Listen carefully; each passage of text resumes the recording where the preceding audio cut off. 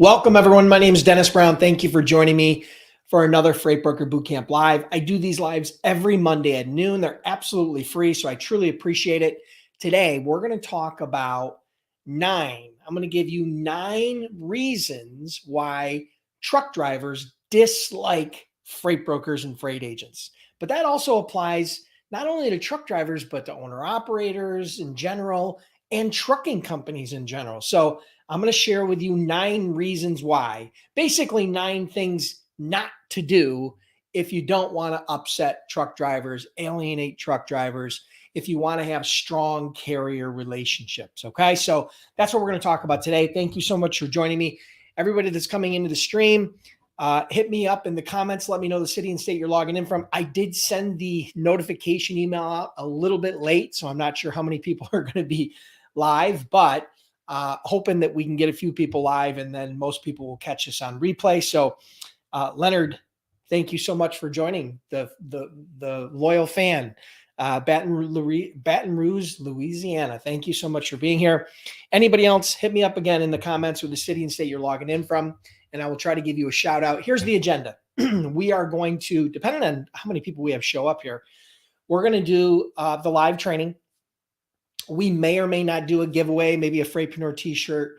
And then we will go into live Q&A at the end. Okay. So we will do live Q&A at the end. So if you have questions about this training, about other trainings, about Freight Broker Startup, Freight Broker Sales, cost of anything you have, load boards, sale, whatever it is, I will do my absolute best to try to help you answer that question. If I don't know the answer, I'll point you in the right direction. That's my goal. All right. So we got a bunch of people that are joining us live. Let's do some shout outs. We got John Heller from Johnstown, PA. We got Shaka Robinson from North Carolina. We got Noah Edmonds from Fort Liberty, North Carolina. Corey Buchan from Billings, Montana. Welcome, Corey. Chase from Dallas, Texas. Carolyn from Chicago, Illinois. Joe Almighty from Fort Lauderdale, Florida. Harvey Roberts from Hector, Arkansas. We got Vishaka from Metuchen, New Jersey. Metuchen, New Jersey. What am I thinking here? Enrique from Pittsburgh, California. Nice. Al Sadiq Ahmed from Boston. Shaka from Hope Hills, North Carolina. Ulad Zamir from Minsk, Belarus. As always, he's here. Thank you so much. Jose from Camarillo, California. We got Tamika from North Carolina. Jose Martinez from Camarillo, California. There you go. All right, perfect. Hey, guys, thank you so much for being here. I really appreciate it. Again, I did send the notification out late, but today we are going to talk about, I'm going to share with you 9 reasons why truck drivers, owner-operators, and trucking companies in general dislike freight brokers. Okay? So I'm going to share some things that freight brokers do to upset truck drivers, owner-operators, and motor carriers. And all of these are avoidable. Okay? So there's definitely some nuggets in here because we all know that if you are going to be a successful freight broker, freight agent, you need a reliable and loyal and robust carrier database and carrier relationships. Okay. So I couldn't get those words out. Probably haven't had enough caffeine yet this morning. So we're letting a few more people get live and then we will jump in to the training. So here's my notes. All right. Here's my notes. Quick outline for today's training. Again, we're going to hit the training right now. Do me a huge favor, guys.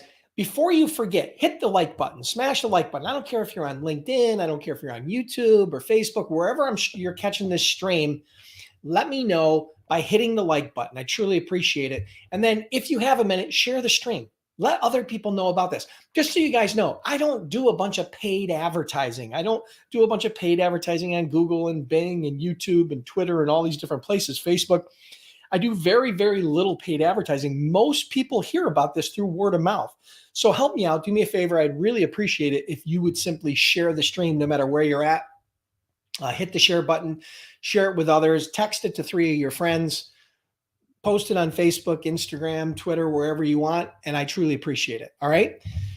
So, all right, cool. We got quite a few people that are joining. And all right, I got my notes. So let's see who else we got here. Iconic Logistics from Clearwater, Florida, and Cynthia Moore from Maryland, as always. All right, cool. So let's get the ball rolling here. Let's make sure we got everything good to go. Hey, oh, by the way, quick shout out to my friend and past student, Jeffrey Price Jr. He sent me this book.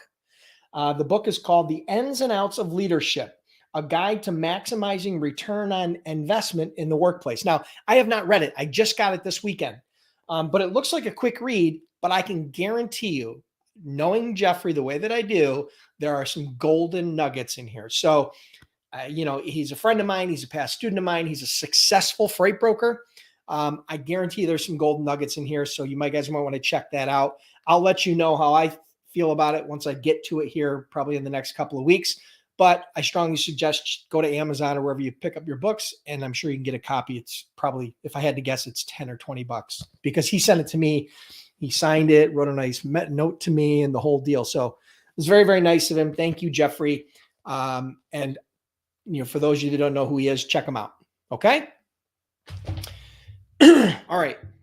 So today I'm going to share with you 9 reasons why truck drivers dislike freight brokers. But not only does this apply to truck drivers, this applies to owner operators in general, as well as trucking companies in general.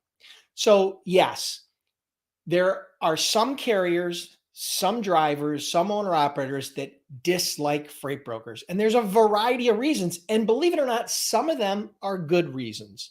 Now, there's a bunch of others that maybe aren't, and we're not going to get into that today. But I'm going to share with you 9 things that freight brokers do to damage the relationship that they're trying to build with carriers. Because we all know if you are going to be a successful freight broker or a successful freight agent, you have to build strong carrier relationships. It's an absolute must. You will go nowhere fast and you will eventually go broke if you do not develop a strong carrier database and a strong carrier relationship with the drivers and the dispatchers and the companies in general that you are relying on to pick up and deliver your freight on time in good condition. So, number 1 on the list, let's jump in, is cheap freight. Now, cheap freight, that term is subjective, okay? Because what's cheap to one person may not be cheap to another. But what I'm referring to from a freight broker's perspective is when a freight broker posts a load from point A to point B and a carrier calls in on that load and the broker tries to sell that load at 30 or 40 or 50% below the market rate.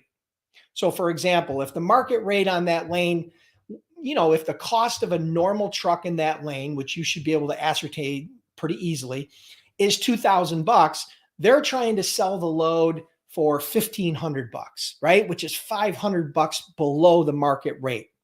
Now, that upsets carriers for obvious reasons, and it makes for a lot of friction in that relationship. So if you try to negotiate too hard and you try to negotiate below the market rate, significantly below the market rate, I'm not talking about $50.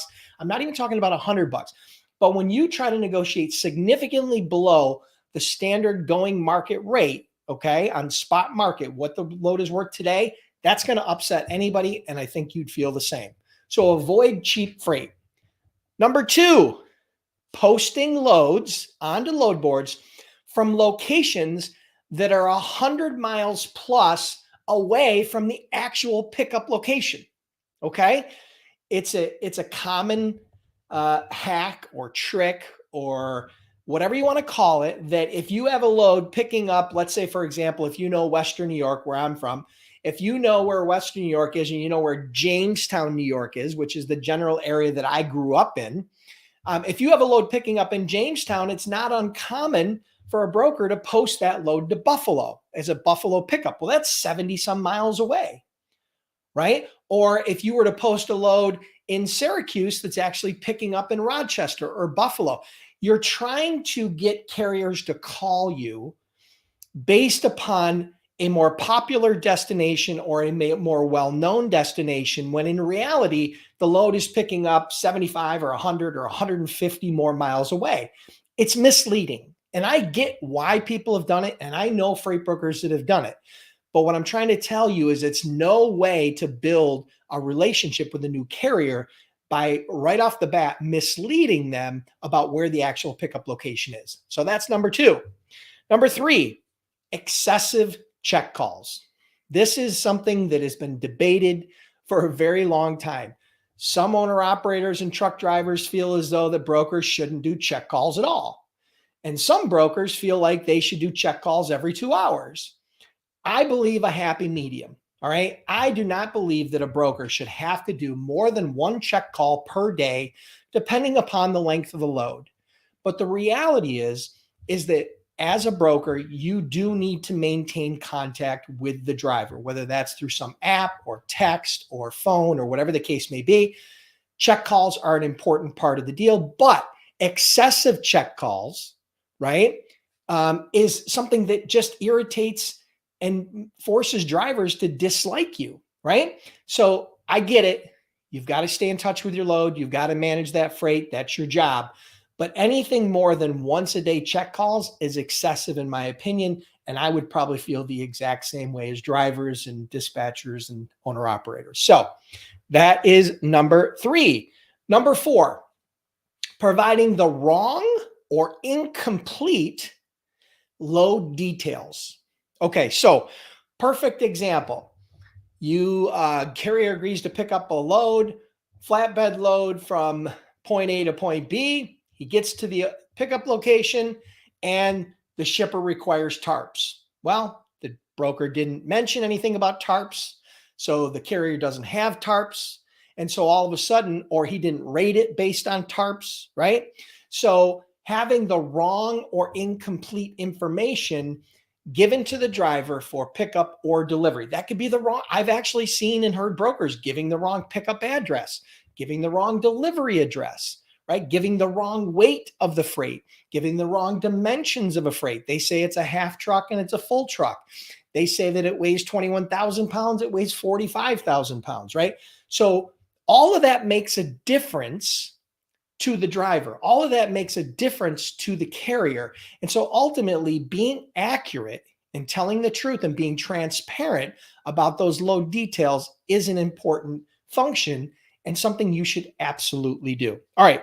Number five, not willing to pay detention. All right. So everybody in the trucking industry understands what detention is.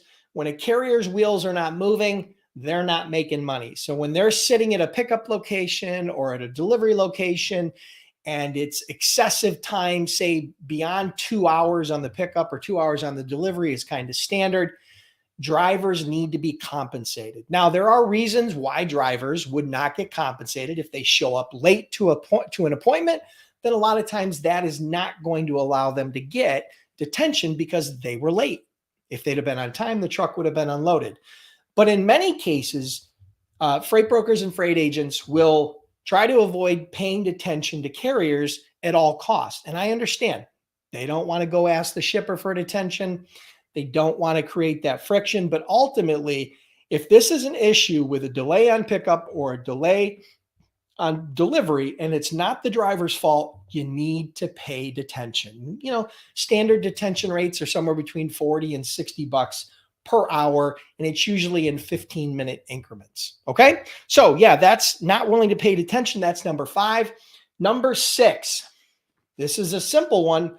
This is probably one that aggravates any business owner at any time, not paying the invoice on time, not paying the carrier on time. So for example, if you agree to pay them in 30 days, pay them in 30 days. Don't pay them in 45 or 60 days. You've got to pay your carriers on time. Okay. The best thing you can do, if at all possible, based on cash flow, is to pay them early, but you absolutely have to pay them on time. So if that means you're quick paying them, if that means you're cutting an invoice a week before the due date, you have to accommodate to get those payments on time. Remember, a carrier relies heavily, very heavily, because of their fixed overhead on your payment. That cash flow can literally make the difference as to whether they can put fuel in their truck or not. Okay. So understand, paying those invoices on time should absolutely be a no-brainer. All right. And I think you'd be upset equally as much if when shippers or other people did not pay you on time. All right. Number 7, unrealistic pickup or delivery expectations, right? Having an unrealistic pickup or delivery expectations. Now, some of that is going to be based upon, if it's a solo driver and you're doing something that requires a team, if it's the hours of service related issue, if it's weather related issues. I mean, you have to have a realistic pickup and delivery expectation. You can't expect somebody to deadhead 150 miles in an hour. It's not going to work. You can't expect somebody to go through major traffic or a major storm in a timeline that's unrealistic. So you have to make sure that your pickup and delivery expectations are real and realistic. Okay. Not ideal or optimized, realistic. Because again, when you're out on the road as a driver, just driving your car to work or to wherever you're going, I mean, things happen, traffic happens. So imagine being a truck driver that's driving a 53-foot rig down the thruway in bad weather. So you have to be realistic and you have to give an honest assessment of the pickup and delivery expectations. Okay. So that is number 7, unrealistic pickup and delivery expectations. Number 8, this is one that really I've seen brokers do. I even had brokers that worked for me that I had caught doing it, and I reprimanded them horribly because of it. And that was this: canceling a load after providing a rate confirmation to a carrier or to a driver because they were able to cover the load a little bit cheaper. This is a no-no. I get it, guys. Number 1, you got to cover the freight. Number 2, you're trying to optimize profit. But the fact of the matter is, if you make a deal's a deal. Just because you can cover a load for 50 or $100 cheaper doesn't mean that you should. Doesn't mean that you should cancel that load on the driver. And so, yeah, canceling loads after the rate confirmation because you covered the load a little bit cheaper is definitely a no-no. And number 9, okay? Number 9, drum roll, please. Number 9. Not paying a truck order not used when you do have to cancel a load, because loads do cancel, and that's the reality.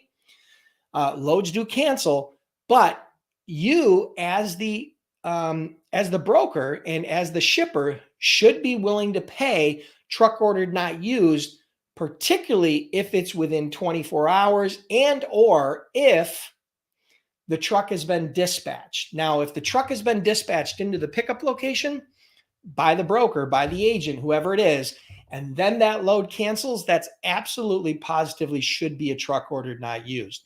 Depending upon the terms that you agree to, that is the standard. Once a truck is dispatched, if they start heading towards that pickup location and you cancel, you should be paying a truck ordered not used. So that is the standard. Those are the 9. Listen, here's the reality. The reason why I did this training today, the reason why I talked about these 9 bad habits and bad practices, why truck drivers, owner operators, and motor carriers dislike freight brokers, is because you can learn from these and it can help enable you to build better carrier relationships. The fact is, again, I said it at the beginning, I'll say it again. You need strong carrier relationships. One of the smartest things you can do is treat your carriers like they're your best customers. And if you treat them as good, if not better than your best shippers, the guys that are paying you, you will have strong carrier relationships. You will have a much more enjoyable day and much more less stressful business. And you'll have a lot more fun and ultimately you'll make a lot more money. So those are the 9 reasons why truck drivers dislike, and some people even say hate, freight brokers. And listen, if you guys enjoyed this, you can check this out. Obviously, hit the like button, share the stream. Truly appreciate it. But listen, if you're curious about becoming a freight broker or a freight agent, and you're looking for some help and you need a guide from A to Z, check out freightbrokerbootcamp.com. We trained over 10,000 students. Had the training business for, I think, 13 or 14 years now, I think since 2009. And again, we offer a 60-day, 100% unconditional money-back guarantee. If for any reason you're not happy, you can check that out at Freight Broker Bootcamp. Again, hit the like button, share the stream, and I'll see you next week on the next Freight Broker Bootcamp Live. All right, so for those of you that are going to stick around for the Q&A, let me see what time it is here.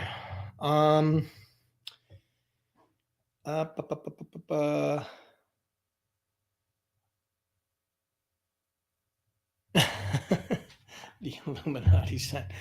Okay, so yeah, hold tight here. Let's see. Maybe we will do. Yeah, let's do a free giveaway. We'll do a Freightpreneur t-shirt. Someone who solves problems you don't know you have in ways you can't understand. Okay. So let me think. What are we going to do here? What should we do today?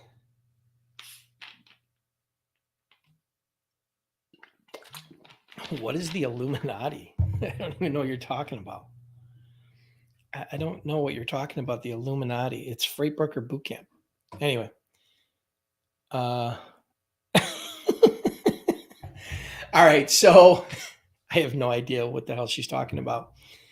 But okay, so we'll do the giveaway. All right. So all right, here's all you got to do. If you want a chance for the Freightpreneur t-shirt, okay, here's what you got to do. This is US only because I don't ship them overseas, US only, okay? So I'm just letting you guys know that up front. Pull out your smartphone, Apple, Android phone, I don't care what it is. Pull up your favorite podcast app, Apple Podcasts, Spotify, Google Podcast, wherever you listen to podcasts. And I want you to go in, for example, if you're an Apple, I want you to go in, I want you to search for Freight Broker Bootcamp. Search for Freight Broker Bootcamp and you will see somewhere in here, I don't know why it's not here. You'll see somewhere in here the logo and my bald shiny head.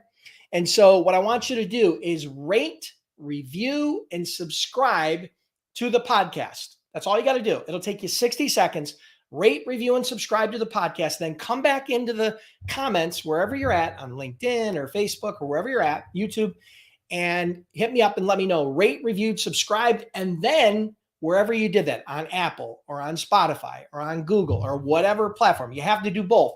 Rate, reviewed, subscribed, and the platform where you did it. You got to let me know that. If you don't do that, you can't qualify for the giveaway. I'm going to randomly pick one person to win the Freightpreneur t-shirt. I've given away hundreds of these shirts over the years. And so all you got to do is going to take you 60 seconds. Now, by the way, the Freight Broker Bootcamp podcast has over 100 free trainings, the best of the best audio trainings that I've ever done, including webinars, including Q&As, including these lives, including coaching sessions, private coaching sessions, so that they have everything in here, okay? And again, it's 100% free. You guys can check it out. I love to listen to podcasts when I'm driving, walking the dog, working out, whatever the case may be. You listen to it however you listen to it. But yeah, rate, review, and subscribe, whatever platform you do. Again, the people where most people listen to this is either on Apple Podcasts, Spotify, or on Google Podcasts, but I don't care where it is. Any podcast platform that you choose, you can check it out, rate, review, and subscribe. Come back into the comments and let me know.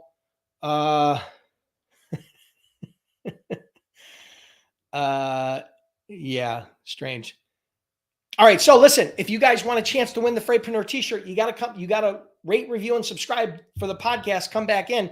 Right now, Harvey Roberts is literally, Jose and Harvey are the only two. So they both have a 50% chance of winning. So I would suggest that a few more people come on in. And again, this is an honor system. I can't verify that you did this right now.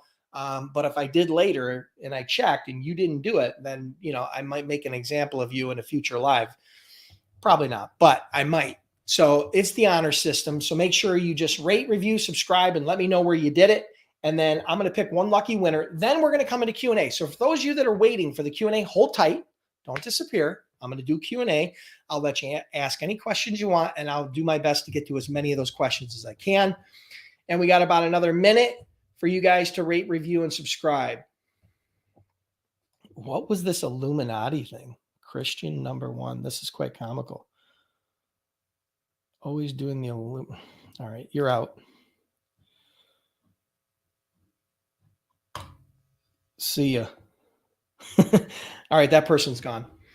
So I have no idea. I think it was just some random spam or something. I don't even know what the hell they're talking about. That's weird. Cynthia, rate, review, subscribe. Yeah, YouTube isn't a podcast platform, but subscribing there, I would suggest if you're on Apple, use your app. If you have an Apple phone, just search for podcast on your Apple phone, or do it on Spotify. Okay.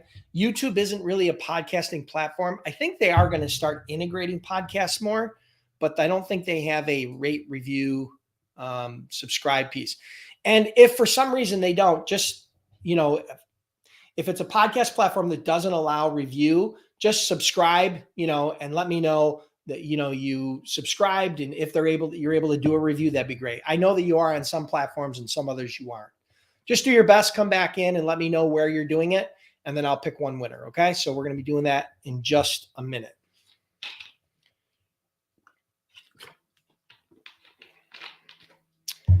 All right. 30 seconds.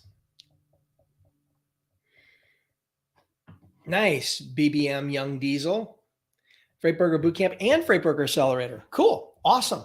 Hope you're enjoying it. We have our next live coaching call on Wednesday for anybody who's in the live Freight Broker Sales Accelerator. So yeah, it's exciting. Last week we had our first of 5 coaching calls, and it's been awesome. The group is awesome. I'm really enjoying it. I hope they're enjoying it. All right, cool. Let's do the giveaway. So here we go, guys. I'm going to randomly pick one winner here. And today's winner is Harvey Roberts. Rate, reviewed, and subscribed on Spotify. Awesome. Congratulations, Harvey. Here's all you got to do to claim your Freightpreneur t-shirt. Connect with me on LinkedIn and or through my Freight Broker Bootcamp Facebook page.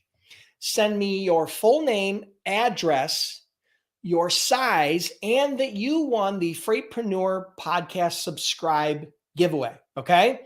The Freightpreneur Podcast Subscribe t-shirt giveaway. All right? That's all you got to let me know. But I need your full name, your address, and your size. This is a large. They're unisex sizing, so it's pretty standard. Small, medium, large, extra large. I suggest you get one a little bigger only because they're t-shirts. They shrink down. So yeah, just connect with me on LinkedIn. Send me that message or send it through the Freight Broker Bootcamp Facebook page. Full name, address, size, and that you won the t-shirt giveaway for the Freight Broker Bootcamp Podcast Subscribe. Okay? Awesome. Congratulations, Harvey. Thank you for playing. Thank you, everybody, for playing along. I've given away hundreds of these shirts over the years, by the way. And so, yeah, definitely check that out. Freightpreneur, someone who solves problems you don't know you have in ways you can't understand. Awesome. All right. So thank you so much. All right. Let's jump into Q&A, people. Let's jump into Q&A. If you have questions about becoming a freight broker, about becoming a freight agent, about today's training, whatever it is, hit me up. I will do my absolute best to try to help you out. And if I don't know the answer, I'll try to point you in the right direction. Okay, cool. Let me find him here. All right. Hey, Dennis, do you have any websites where frozen food tenders, bidding, or car auctions are posted? I don't, off the top of my head, I don't know anywhere frozen food tenders or bidding take place unless it's a private company, like a Unilever or someone who does a lot of frozen food. But I don't know any off the top of my head. As far as car auctions are posted, no, I would just use Google. I mean, honestly, I don't know of any of those specific sites off the top of my head. So it's the first time I've ever had that question. So maybe I'll research it for a future, so I know in the future. And if you know of any, let me know. I truly appreciate it. But right now, I don't know any off the top of my head for those specific niches, especially when you're talking about doing like online bids or tenders. Yeah, that's not something I really focus on in any event. My focus is always on building a relationship with the shipper before worrying about building a relationship, identifying a need, being different, and then figuring out a way that I could support them, help them, add them as a customer, serve versus sell type deal. So hope that helps. question. Where can I get a template for the forms for the shipper or carriers? Well, I'm not sure exactly what form you're looking for, but in Freight Broker Bootcamp, we have the Freight Broker carrier contract. We have the Freight Broker shipper contract. We have those. We have invoice samples. We have, we've got a variety of different forms and contracts built into Freight Broker Bootcamp. I'm not sure exactly what template or form you're referring to. If you could be more specific, maybe I could help. Otherwise, my standard answer is going to be Google, right? And that would be specific to your form. And then maybe you want to look for PDFs, right? Because typically those are going to be in a PDF format. So that might help you.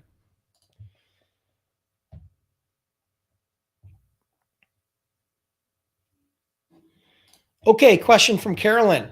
Hey, Dennis, started your program before COVID hit, didn't finish it. It's October 2023. I want to work from home. Should I go for broker or agent route?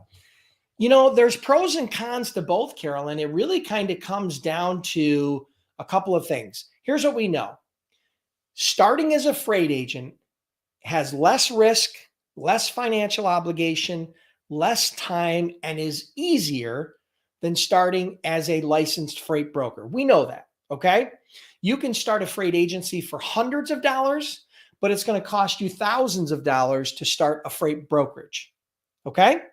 So those are some of the pros and cons, but that doesn't mean that you should start as a freight agent. I didn't start as a freight agent, not that there's anything wrong with that, but I had significant business background, not in logistics or trucking or transportation. And I had a little bit of capital to work with when I first started. So those are a couple of the big things you need to ascertain. It's hard for me to answer that question for you or for anybody without knowing your specific circumstances. But if finances are tight, cash flow is tight, you want to get started really quickly, start as an agent. If you've got a little bit more breathing room, you've got a little bit more, time, you've got a little bit more resources, maybe becoming a freight broker would be the way to go. But again, there's pros and cons to both. But here's what I want you to understand. Starting as an agent is not a bad thing. I know agents.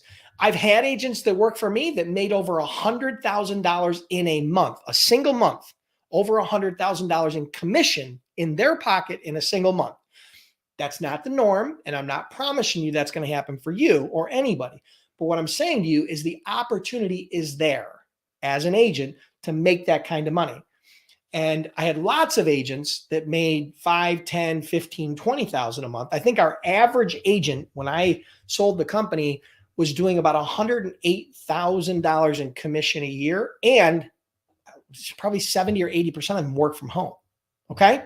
So I hope that helps. It's very lucrative working as an agent. You get paid between 50 and 70% of the profit on any load, and you have little or no risk, and you have little or no capital outlay in order to get started. So I hope that helps.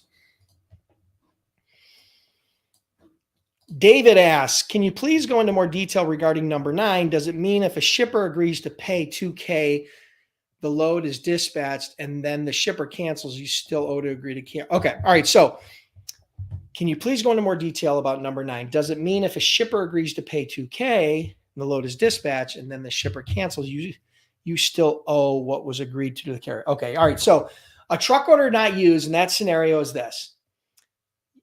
You sign a rate confirmation, or a carrier signs a rate confirmation, sends it back to you. You're going to pay them $2,000 for this load. That is on Monday. The load's going to pick up Tuesday. You dispatch the driver into the pickup location Tuesday morning. You give him the pickup address. He's on it. He's en route to go to pick up the load. The shipper calls you and says, hey, there's a problem. We're going to have to push this load today. We got to cancel it. Okay, great. So here's what you're going to do. You're going to have to contact the carrier right away and let them know, listen, this load has been canceled. If you want to hold over till tomorrow, great. If not, the load's not going to pick up. You're going to have to find another load. A truck order not used is typically somewhere between $150 and a $250 fee to the carrier for his inconvenience. Okay.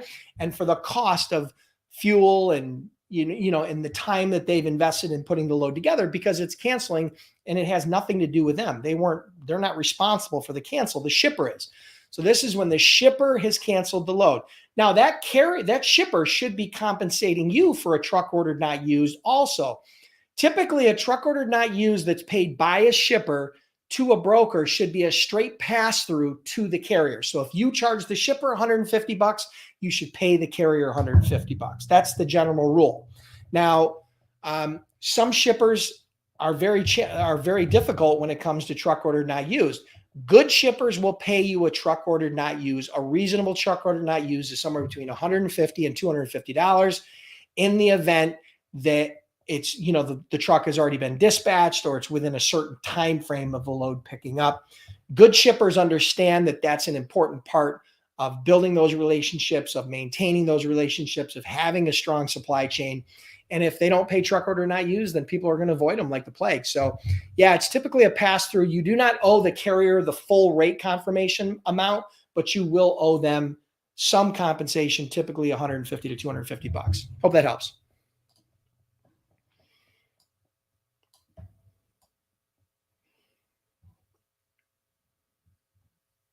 All right, I'm scrolling here trying to find a question. Okay. TBD asks, what would you say during a check-in email or call without sounding too pushy or letting the shipper know I'm serious? What would you say during a check-in email or call without sounding... Okay, so you're talking, this is a sales call. I was thinking you were talking about a check call. So, all right. So first of all, just checking in should never come out of your mouth. Hey, I'm just following up. I'm just checking in, right? Just touching base. Those terms in sales should never come out of your mouth. At all costs, do not let those come out of your mouth. Those are the laziest and worst words you can utter in sales. Just checking in, just following up, just touching base. Get rid of those from your vocabulary, okay? They're lazy. And they make you sound like every other dumb salesperson that shipper's ever talked to. And your job is to differentiate yourself. Okay, so you don't need to say just checking in. You have to come up with a reason, a good reason, an interesting and compelling reason to follow up with that shipper. If you've already had a conversation with them yesterday and they told you to follow up today, be specific. Hey, Joe, per our conversation yesterday, you said A, here's B, thoughts, questions, next steps, whatever the case may be. So be direct, be specific, and use sales intelligence that you've gathered from any emails or dialogues or phone calls or anything you've gathered online as a re-entry point back into that conversation. Now, the longer the time frame between your last communication and your follow-up, all right, sometimes it requires you to refresh them on their previous conversation. Sometimes it requires you to come up with interesting and compelling sales intelligence to get their attention again, because that's how you got their attention in the first place. So the most important thing you take from this is getting rid of, you want to be different, number one, but most importantly, get rid of just checking in, just following up, just touching base. Those are words that should never come out of your mouth as a freight broker or freight agent.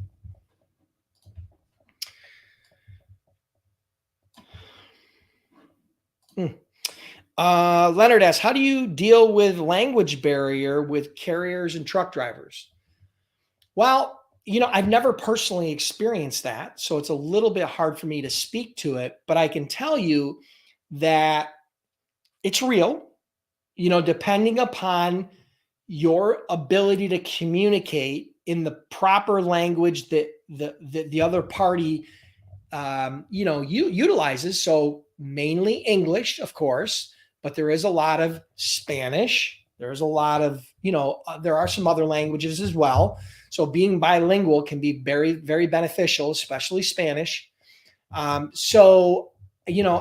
never personally experienced that, so it's a little harder for me to speak to it. I don't want to pontificate a whole lot, but I can tell you that, the logistics, you don't need, in order for you to effectively communicate as a freight broker, okay, or a freight agent, you don't need to master the entire English language. You need to master a small subset of that language, which is specific to trucking and logistics, right? You are going to be asking the same 10 questions. You're going to be talking about the same things over and over again. And so you should be able to get pretty fluent fairly quickly. Now, if you are from another country and you don't understand English at all, you're probably going to struggle if you have no English.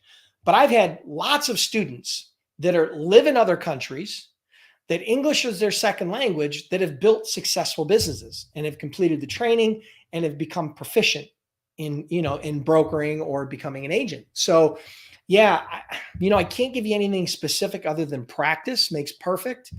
And just don't let the fact that the English language as a whole can be challenging to learn the whole thing. You've really got to focus in on that subset. The lingo and the specifics to trucking and logistics is a lot smaller subset of that language. And if you focus on learning that, then you'll be able to master the language pretty quick.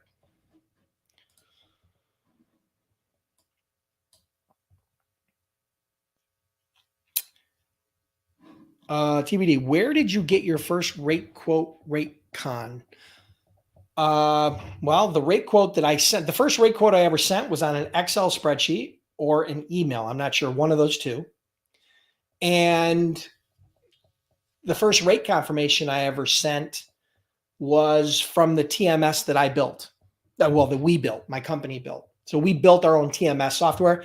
Please don't take this the wrong way. I'm not telling you you need to or want to or even should consider building a TMS. 2003, when I started, there was not a lot of good TMS software out there, and it was a very different age. Today, there's tons of TMS software out there, very inexpensive. Just know I spent millions of dollars building a TMS. Okay, you can get an advantage of a TMS that's as good or almost as good for $100, to $200 a month. Okay, it's a no-brainer. You do not want to build your own TMS. If I started a freight brokerage today, I would not build my own TMS. Okay, so getting back to the question, my TMS, most TMSs have rate confirmations built into them. So that's to be the first place I would look.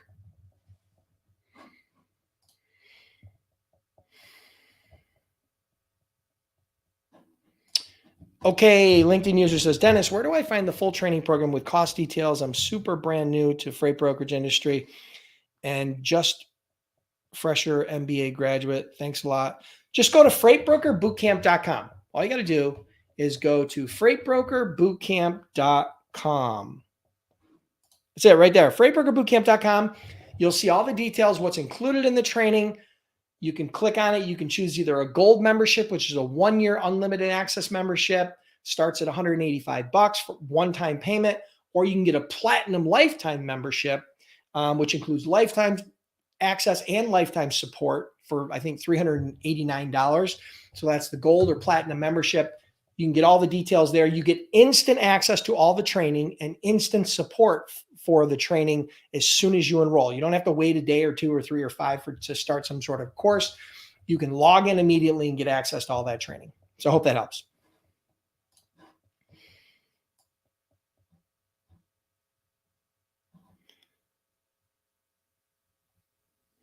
Thank you, Diamond Jones, for the rate, review, and subscribe.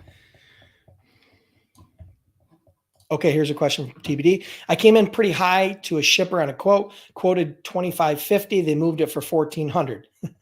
What would you do moving forward now to continue the relationship, being it was the first quote to them? Okay, well, what would I do? I would do the same thing I would do if I had missed the quote by $50.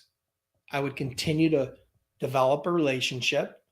I would continue what I would do for sure is I would do better research, because your research about that lane is way off. If they moved it for $1,400 and you quoted it for $2,550, it means you did not source carriers well enough to fully understand the spot market rate of what it costs to move a truck from point A to point B. So the biggest thing I would do if I were you is I would sharpen my pencil on rating. You cannot just go use some rating tool and think that that is going to quote the lane properly. You can't use the DAT rater or the truck stop rater and just say, oh, well, here's what it says the per mile rate is. That's what I'm going to rate. That shit doesn't work. I promise you. That's a guaranteed way to go broke fast. Okay.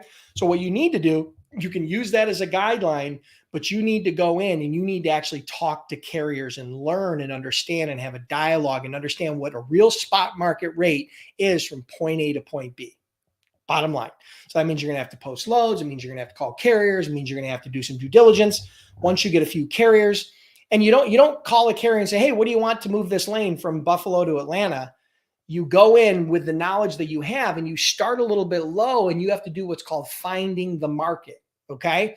So you might have, in order to find that 1,400, you might have had to start at 1,000 or 1,200. And then all of a sudden you're getting some carriers that are telling you, 1,700 and 1,600 and 1,400. And then you get three of them, one at 1,300. And then all of a sudden you understand that you'll be able to cover that load for somewhere between 1,300 and 1,500 bucks. And so now all of a sudden you can rate that accordingly to the shipper. You're going to add your margin on top and whatever the case may be. Okay. So I hope that helps. That would be my biggest advice to you. Get a better understanding of what it's going to cost to move the freight. Because if you don't do that, you can build the greatest relationships in the world. Nobody's going to pay 80% more to move that load unless you're doing something drastically different. Okay. Which probably isn't the case.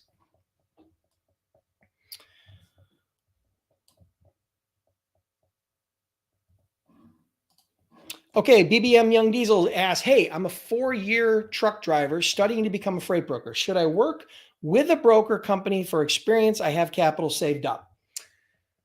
If you're a carrier or you're a driver, you understand more what it takes to pick up and deliver a load on time in good condition with no problems than 90+% of startup brokers. Okay? Or startup W-2 employees who start working in a brokerage. So I'll be honest with you. I don't think you need to go work for a broker like as an employee. You might want to start as an agent, right? If you want to start as a freight agent, that would be fine. But if you want to go out and get your freight broker authority, I mean, that's really up to you. You said you have a little bit of capital saved. You've already got some knowledge. You probably have some contacts. I think you're in a good position to start up if that's, the direction you want to go. But again, freight broker versus freight agent, less risk as an agent, a little bit more time and risk associated with the broker. Very tolerable, but there is more risk. Obviously, you got a higher capital outlay. You've got a little bit more time involved. It takes you about a month to get your freight broker authority, assuming you check all the boxes. You got to get a broker bond. There's an application fee. I mean, it's not that bad, but it does take a little bit more time, energy, and there is more risk.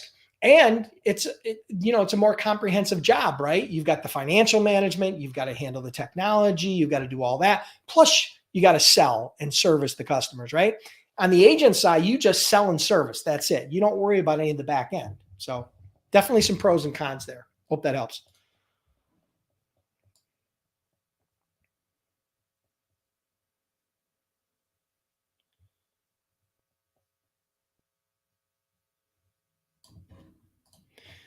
Brandon asks, any advice on gaining steel customers as an agent or broker? Most I've spoken with are not interested due to us not being asset based. Okay.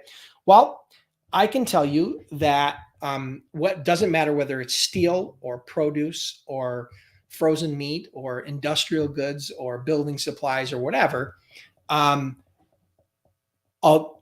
you are going to get some shippers that are going to tell you they only deal with asset based. Most of them are lying because most of them have brokers that they're doing business with on a very consistent basis. What they're saying to you is not that they don't do business with brokers. They're saying they don't want to do business with you. Don't take this personal, but the advice is this. The reason why is because you sound like every other broker that's calling them that they don't want to do business with. You have to be different. You have to stand out from the crowd.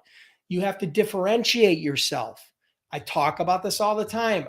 I mean, I'm blue in the face talking about different is better than better, right? Sally Hogshead, that quote, been around for years now. I'm a huge believer in it. That's what you have to do in this space, is to be a little bit different. That's why I put together my Freight Broker Sales Accelerator. By the way, perfect time for a plug. It's not open. It's sold out. You can't get enrolled in the Sales Accelerator right now. But if you want to get on the wait list, you can get on the wait list. Freight Broker Sales Accelerator is where I take that piece of my brain. I transplanted into your head everything, my favorite freight broker sales strategies, tactics, tools, the entire system that allowed me to do over $200 million as a freight broker. Okay. So you get access to all that, but you got to get on the wait list. I just closed enrollment about a week or so ago. It's sold out. You can't buy it right now, even if you wanted to, but I will open it up again in the future in the next several months. And then you'll get notified immediately and you'll be able to check out all the details and possibly get enrolled. So, but back to your question was, let me find it here. Sorry. Oh, getting customers that are telling you they don't do business with, they only do business with asset-based carriers.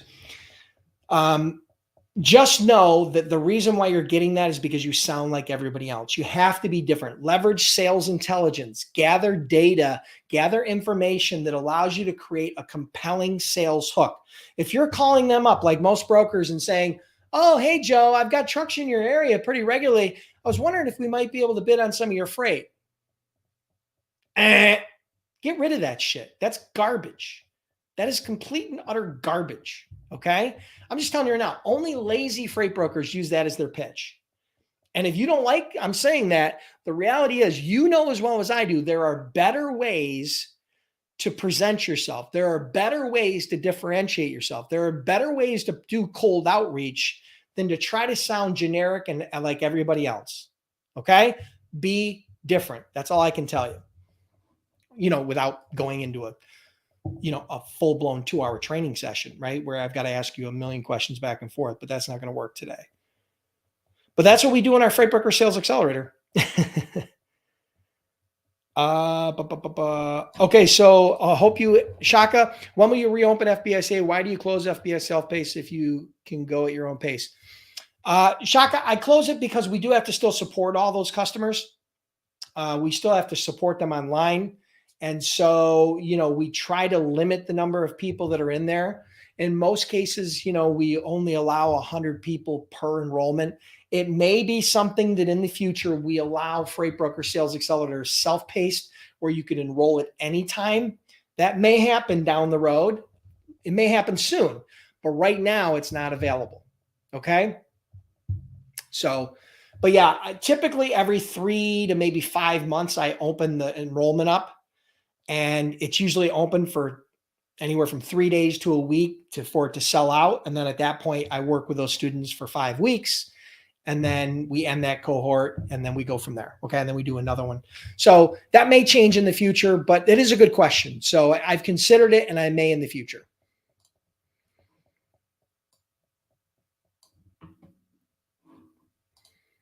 Tamika asks, do you know where to get contacts for shippers and carriers? Sure. If you're a part of Freight Broker Bootcamp, you have access to the shipper database, which is over 100,000 companies, name, address, phone number, all that sort of jazz. So you get that as a Freight Broker Bootcamp member. You can also go to free resources like ThomasNet is a great one. You have trade associations is another good one. There's paid and free. So there's paid databases like ZoomInfo where you got to pay to access their data. There's free ones like ThomasNet that you can access for free. Associations, those are a good one specific to an industry, right? Google in general, you can just use Google to search a specific city, Buffalo Steel Companies. It's not the best way to do it, but you can definitely do it. So I say, I put together a list of over 100,000 shippers in the Freight Broker Bootcamp for startups. And it's a great place for you to start. It has almost every single industry and almost probably every single state where you can access that data. And it's just free for being a part of the membership or part of Freight Broker Bootcamp. So I hope that helps.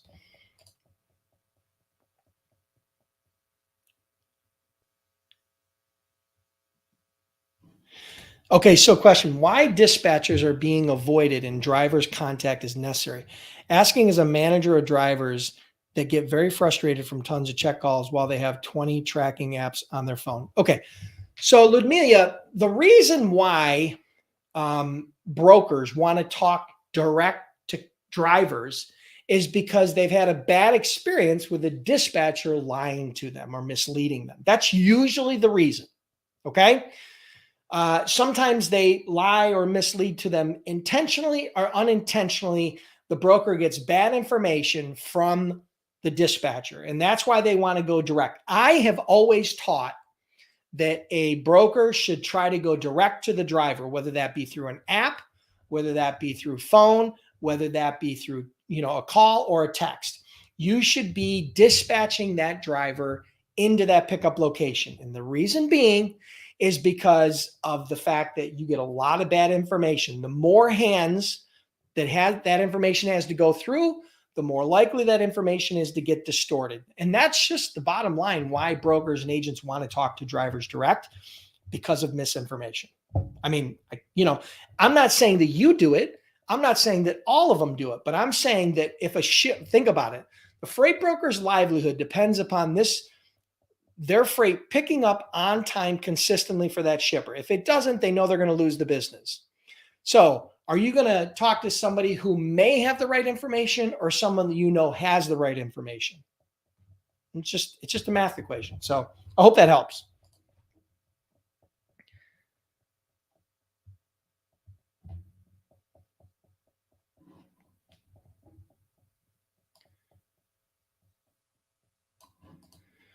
Tamika asks, should you tell the shipper that you're new and looking for new business when first contacting them? I wouldn't, but you might. Here's something you need to understand, Tamika. There's 3 components to a sale. First, they need to know who you are. That's easy. Then they have to like you. That's not too hard either. But then they have to trust you. Okay? Know, like, trust, in that order. So the hardest one of those is trust. Okay? By far. And see, what you have to understand, a lot of people in the freight brokerage, freight agency business, they always point to rate. They're like, well, the shipper, it was the rate. I quoted too high. It was the rate. It was the rate. It's in many cases, and I would say in most cases, the reason why new brokers don't bring on shippers isn't the rate.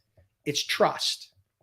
Now, a shipper's not going to pay 50 or 100% more, but they will definitely pay 50 or $100 more, right, on a lane if they trust you that you're going to do a better job than the alternative. Okay. So ultimately, trust is the biggest barrier. So, I probably wouldn't go out and lead that, hey, I'm brand new to this industry, because that doesn't promote trust. I would want to now, if they ask me, I wouldn't lie to them, but most of them aren't going to ask you. They're going to be able to tell by your demeanor, by your lingo, by how you answer questions, by how fluent you are. That fluency and that competence is going to come through in your phone calls, in your emails, in your conversations. They're going to read you and know how new you are. If you're very fluent, well, then they're probably not going to assume that you're new. But yeah, I probably wouldn't lead with that if it was me, but that may work for you.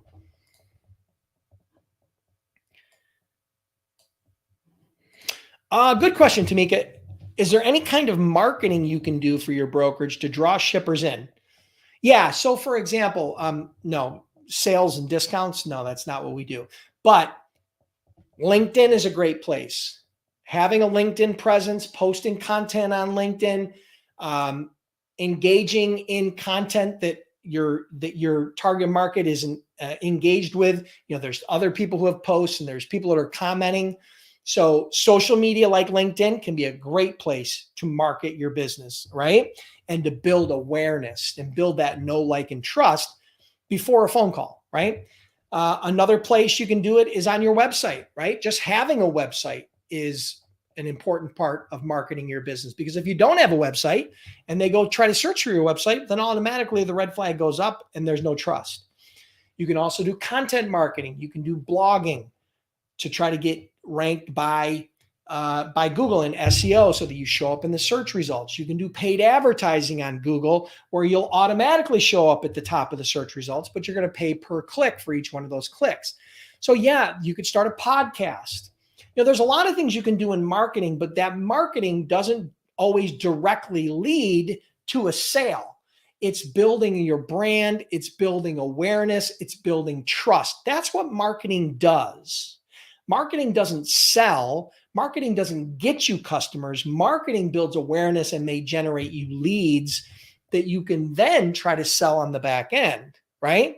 So I hope that makes sense. But yeah, those are some ideas on marketing, things that I've done, things that I do, things that others do, and is extremely powerful. I think LinkedIn is probably one of the best bets for a startup, is to leverage LinkedIn heavily as a way to build that awareness, that know, like, and trust. So hope that helps. All right, guys, listen, I'm going to wrap it up for today. I truly appreciate you being here. If you haven't hit the like button yet, smash the like button. Truly appreciate it. Share the stream. Again, I don't do a bunch of paid ads. Most people hear about this through word of mouth. Truly appreciate it.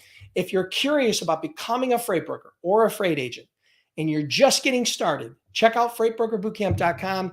Trained over 10,000 students, had that program since 2009, and we offer a 60-day, 100% unconditional money back guarantee if you're not happy for any reason.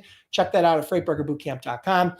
Appreciate you being here. Have an awesome week. We will see you next week, Monday at noon, for another Freight Broker Bootcamp Live. In the meantime, enjoy. Talk to you soon, and we'll see you on the inside.